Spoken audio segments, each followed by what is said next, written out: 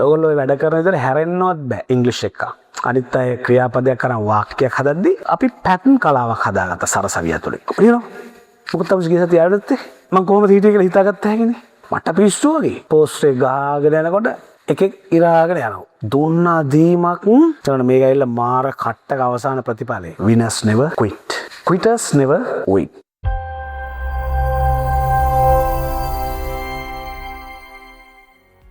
right දැන් එතකොට sentence එක පැහැදිලිද?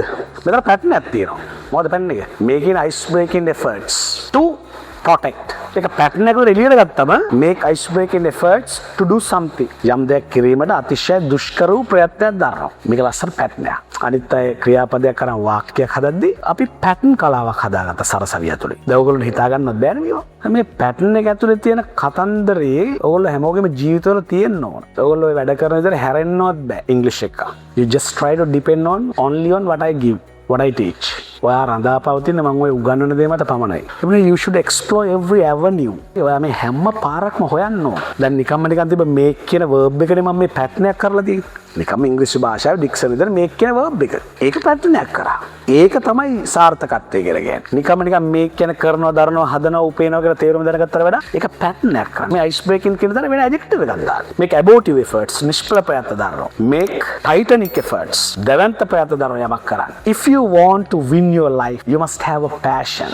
ඔයාට ජීවිතේ දිනන්න ඕන නම් ඔයාට passion එකක් තියෙන්න ඕන ළමයි. then only you can be creative. ඒතකොට තමයි ඔයා නිර්මාණශීලී වෙන්නේ. නිර්මාණශීලී නැති මිනිහෙකුට ඉස්සරහට යන්න බෑ. මේ ලෝකේ දිනපු හැම මිනිහෙක්ම අලුත් දෙයක් කරන මිනිස්සු. ඒ නිසා හොඳට මතක තියාගන්න මේ ගමන හරි දුෂ්කරයි. ඔයාලා හිතන ඇති මේ ස්ටේජ් එකට නැගලා ලියනවා, නටනවා, දුවනවා, පයින්නවා, කෑ ගහනවා, ජෝක් කරනවා, ළමයිනුත් ගොඩක් එනවා, බානක සල්ලිත් හම්බ කරනවා. එහෙම හිතන ඇති ඔයාලට. ඒතකොට මේක ඇවිල්ලා මාර කට්ටක අවසාන ප්‍රතිඵලය. මට අද වගේ මතකයි 1996 මම A level කරේ අගෝස්තු. ඒක ඉවරලා මම ගියා කුලියාපිටිය සරසවියට සතියක් දෙකක් ඉගෙන ගන්න අතරේ මටත් ක්ලාස් එකක් කරන්න හිතුණා ඉගෙන ගන්න ගම. ඊට පස්සේ මම ගල්ගම ඉස්සලම ක්ලාස් එකක් පටන් ගත්තා. පොඩි පොල්ලතු ගහපු මඩුවක් ඒකේ පිටලෑලි වලින් ගහපු ඩෙස් පාත් තිබ්බා. ඕනේ මෙහෙම කණු ඔහම ඩෙස් නෙමෙයි බිමට හයි කරපු කණු වලට එන ගහලා ඔගේ තමයි ක්ලාස් එක පටන් ගත්තා. අමාරුවෙන් try එකක් දීලා හෑන්ඩ් බිලක් ගහලා පටන් ගත්තා. එක ගෑල්ල මේක ආවා.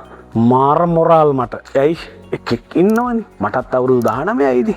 ඉතින් ඒ කාලේ ළමයි 100 200ක් ඉන්න ඕනේ කියලා මයින් දැන් නැහැ. උගන්නන්න පන්තියක් තියෙන්න ඕනේ. පටන් ගත්ත ගමන් එකෙක් ආවා ලක් එක.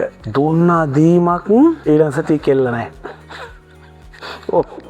ඔන්න උගන්න දෙගැනිල්ලේ රාග මට දැන් මාර අවුල් හරිද ආවා බස් එකේ නැග්ග ආවා ඒ සතියෙම ඉගෙන ගන්න ගමන් මට දැන් මතක් වෙන්නේ ඔය ක්ලාස් එක අතේ සල්ලිත් නැහැ තිබ්බෙන් හෑන්ඩ් බිලක් ගහලා පටන් ගත්තේ කෝකටත් කියලා මං 2 වෙනි සතියේත් ආවා දල්ගමුවට මෙන්න બોලේ අර ගර්ල් තව ගර්ල්ස් තුන් දෙනෙක් එකතු කරගෙන ඇවිල්ලා හිටියා කොහමද I was over the moon මං හන්දට උඩින් හිටියේ කෙනාට මාර සතුටුයි නේද මොකද තමයි ගිය සතිය ආවෙත් සර් තනියම කොහොමද සර් ක්ලාස් එකේ ඉන්නේ සර් අන්ඩර්ස්ටෑන්ඩ් කියද්දි මම යර්ස් කියන්නේ සර් ජෝක් එකක් කරද්දි මම තනියම hina වෙන්න මට පිස්සු වගේ හැබැයි සර් හොතට ඉගෙනුවේ ඒ හින්දා මම තනියම ඉන්න බැරි හින්දා තව කවුරුහරි හෙව්වා මේ සති දෙකම කරේ උන් තුන් දෙනා හොයන එක මේ තුන් දෙනා තේන පන්තියකට යන ළමයි හරි අමාරුවෙන් කියලා එක්කන් ආවේ අද ෆිට් උන් නැත්තම් එන්නේ නැහැ එහෙම වුණොත් මට එන්න වෙන්නේ නැහැ සර් කොහොමද තුන් දෙනා තියාගන්න උගන්වන්න කිව්වා කොහොම චැලෙන්ජ් එක මේ ආරම්භයේ සියලු දෙවි දේවතාවුන් වහන්සේලා වැඳ පුදාගෙන ආව පන්තියට චිත්ත හදාන සබ්බාවෙන්නේ උගන්වනවා ඉගැන්නිල්ල කියලා දුන්න දීම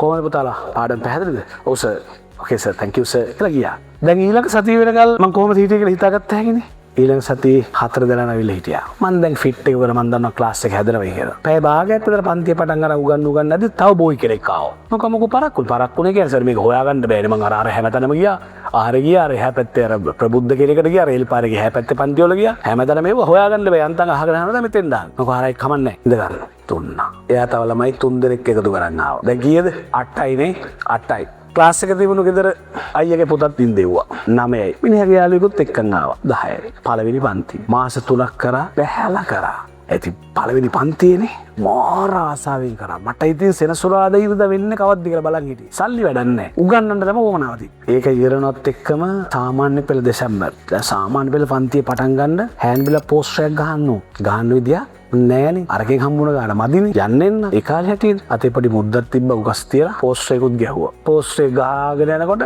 එකෙක් ඉරාගෙන යනවා බයික් එකේ මේ පැත්තෙන් යනකොට ගහපුවානේ. අමාරුවෙන් ගාගත්ත පෝස්ට්‍රේ මාර විදියට කඩාන වැටුණා. හෑන්ඩ් බිල් හොඳට බෙදනවා කියලා හිතලා බෙදුවා. මාත් හෑන්ඩ් බිල් බෙදන්න ගියා. එහෙම තමයි. අපි කරන දේ අවංකව කැපවීමෙන් කරන්න ඕන. ළමයි 28ක් ආවා. ඒක 35 වුණා. අරකට ප්ලාස්ටික් පුටුව නම්මනම් දාලා ක්ලාස් එක කරා. තුන්වෙනි පන්තියේ අලුත් හෝල් එකක් හැදුවා. එහෙමයි ගමන. මගේ ටීම් එක තමයි ළමයි winners never quit. ජයග්‍රාහකයෝ කවදාවත් අත්හරින්නේ නැහැ. quitters never win. අත්හරින මිනිස්සු කවදාවත් දිනන්නෙත් නැහැ. එදා මං අත්හැරියා නම් දෙවෙනි දවසේ නැතු වෙද්දි අද සුමේ දේකනායක කියලා මිනිහේ නැති වෙන්න තිබුණා. එහෙනම් ඒ ඉගෙන ගත්ත 10 ගාණක් සෙට් එක මේනකොට නැති වෙන්න තිබුණා. ඒ නිසා never give up. අත්හරින්න බෑ කවදාවත්. ඇයි? winners never quit. ජයග්‍රාහකයෝ කවදාවත් අත්හරින්නේ quitters never win. අත්හරින මිනිස්සු කවදාවත් දිනන්නෙත් නැහැ. right? හරියන් අපි ඊළඟ කොටසට එනවා.